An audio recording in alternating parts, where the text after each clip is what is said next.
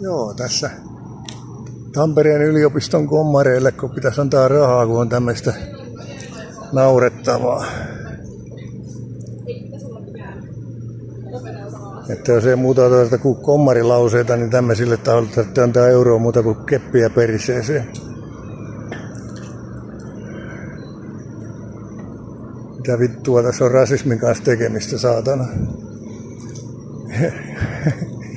Puhutaan jotain natseista, eiköhän ne ole nämä saatana komunatsit, jotka täällä on perkele ollut 44 jälkeen Suomessa, eikä mikään natsit saatana, jotka on tehnyt ympäristötuhoa.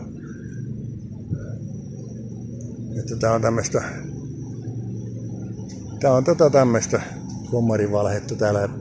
Tämmöiseltä laitokselta voisi leikata kyllä kaikki rahat pois, jos koulutukseen päästetään tämmöisiä kullinaamoja. Tähän on pantu oikein liitujakin. Eikö tänne kirjoittaa, että näin. Tuohon tommonen ämmenen näin, niin nyt on paljon komeampaa. Eurovaaliehdokkaana Seppo Lehto käytettävissä. Se on moro.